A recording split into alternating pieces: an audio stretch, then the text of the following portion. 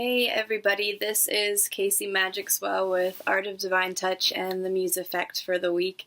This is our divination for the March 3rd Virgo full moon. That's, I believe, at about 95 point some percent right now. And I'm really feeling this grounding, kind of youthful and new birthing energy. The Virgo, being symbolic of the Virgin, is us living in the moment of something always being fresh and being new, and having an experience that is always blissful and enlightening through that change, through that newness. With it moving, the full moon moving into the sun with Pisces, this is a really emotional, transitional period for us with healing our inner well-being as we're working on manifesting the things that happen in spring and summer, coming into brighter days and warmer weather. This Virgo energy is going to help us get grounded. It's going to really allow us to sink more within ourselves and how this rushing storm energy and these waters of life that are going to push us with Pisces is going to really open up these walls we have in our hearts, these blocks that we have emotionally, physically, and spiritually from trauma that is really stored from our past, and even on a subconscious level of things that we may have chosen to forget or to not acknowledge. So within this energy, it's good to open your eyes to the freshness of life, the way that we perceive magic around us in our everyday being. We see synchronicities.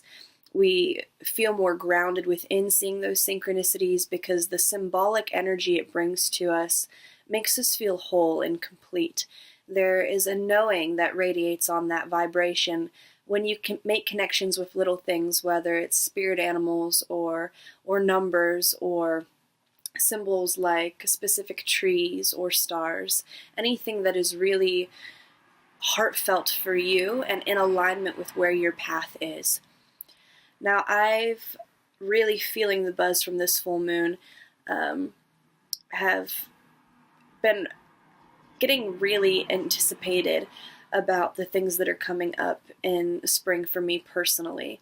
And the energy that comes with that can make it sometimes hard to focus. And with that Pisces energy keeping us in this rush of water, we can either turn into the salmon and kind of swim upstream and have that resistance to the things that we're pursuing, or we can really let go and let that flow happen. And it's all depending on where the season of our own being and our own life is taking place for that particular change and what is needed in that path based on the decisions that we're making.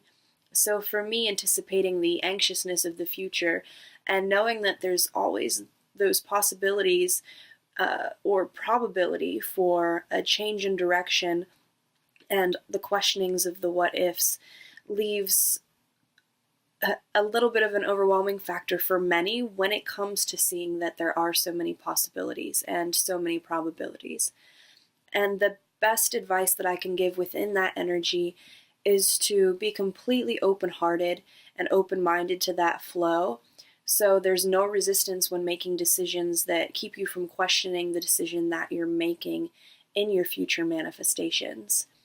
So with that little brief opening, I want to get into the tarot reading. I'm going to use the Wildwood deck. For those of you who've watched previous videos from me, this is my commonly used deck. I really, other than short readings on Instagram and other social media, I don't think I've ever used any other deck. So I'm going to shuffle 3 times, and I'm going to pull 3 cards, and this is going for our Virgo energy, our grounding energy, our healing energy into Pisces, and what this year is really bringing for us. And always in this present moment with the cards, I'm staying open to the energy of my guides, to ancestors, to nature spirits, to any type of source energy, high magnetic fields, and any type of telekinetic energy that I can embody to be whole within the reading.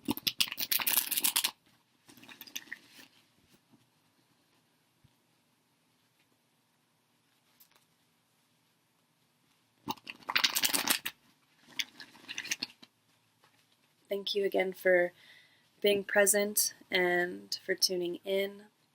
I love being able to share some insight from a spiritual perspective from forms of source. So we pull our 3 cards. And the first card that we have is Otter.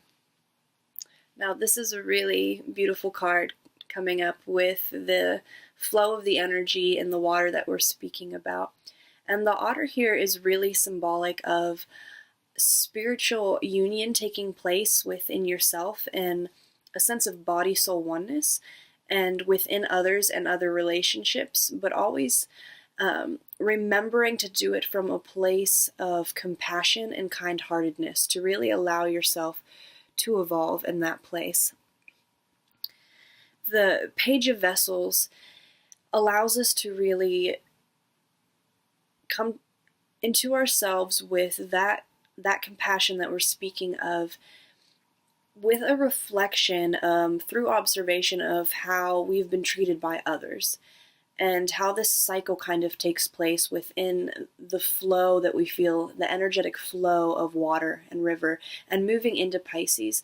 With the Virgo energy, and you see how green everything here is, it's in alignment with that time of year where things are feeling vibrant or feeling new, and what we're creating within ourselves and with others and within our relationships need to come from a place of being really authentic, at being sensitive, having a feminine approach, not always a masculine approach, and for keeping an open mind to how we share friendship and how we integrate with one another from a genuine, loving, and understanding place.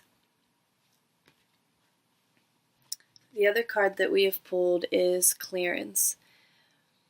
And this clearance is telling us that not only are we moving through this emotional cleansing process, but how it also affects the physical environment that we're in.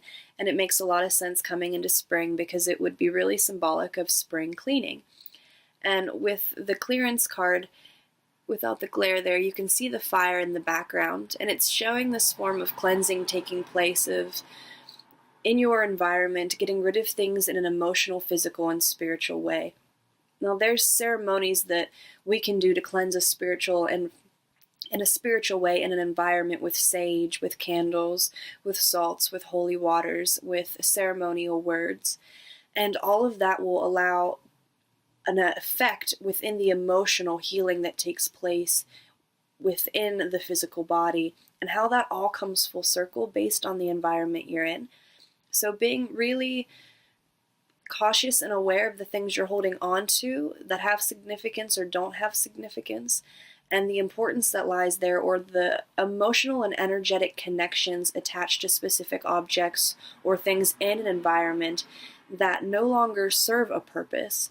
And really being able to open up your heart and your mind to a deeper evolution taking place and a deeper change taking place this year by really setting ourselves free of that weight within the physical world of things that are very mundane or not necessary, that we have built some sort of attachment to.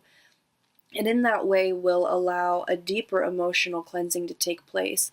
And with that emotional awareness coming on and that healing taking place, the physical body will also start to react in a more positive way, where your cells will feel lighter and happier, and you'll want to communicate with yourself and have more positive self-talk that rejuvenates and revitalizes and feeds that whole beginning process in the physical body as well, to see life as something that is more everlasting in body-soul oneness. So with the otter and Clearance and building our relationships, getting back into flow, and also letting go of things and how that is part of the flow, moving through that in a very positive way, through acceptance and understanding and gratitude for the things that have come and gone. And in our third card, speaking about things that have come and gone, we have mourning.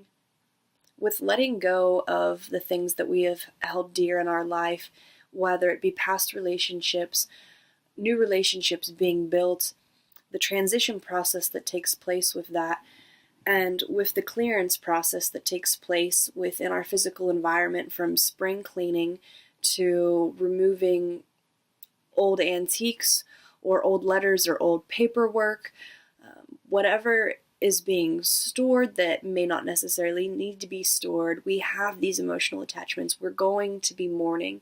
There's going to be a process that takes place within the grief, like a shedding of a snakeskin. There is a layer that needs to be peeled away, and it is that time and that season coming into this newness that we need to peel this layer away.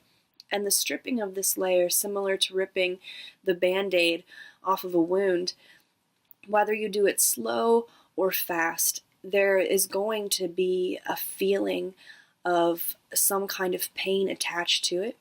And how we react to that pain versus how we respond to that pain is a huge step, a huge factor in how our overall healing process and our overall growth is going to take place.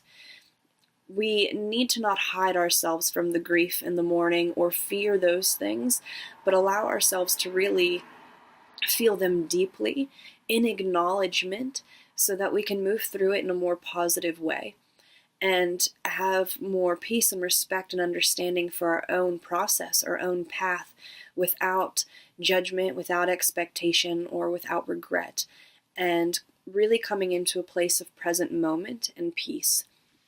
So with all three of these cards, we see a cycle that takes place with rejuvenating the relationship we have with ourselves, the relationship we have with others, things that have come and gone, and this cleansing process that needs to take place, a clearance that takes place in the emotional, physical, and spiritual bodies.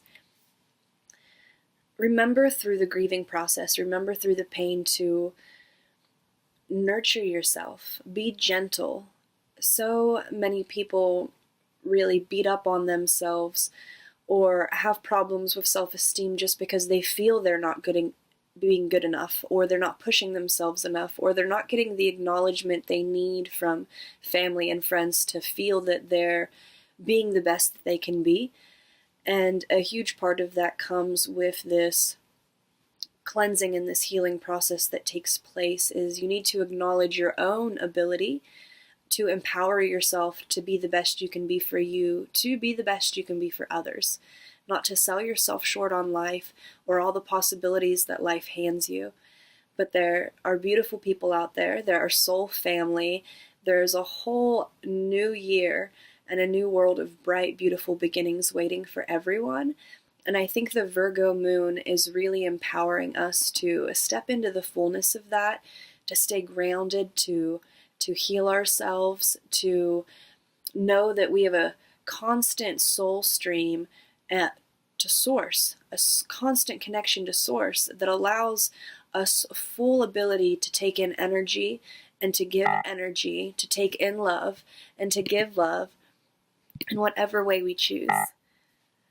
So thank you guys so much for tuning in. This is always a gift and a treat for me to be present with you and to share insight with you, anything that can inspire your own path and your personal progress. So till next time, peace.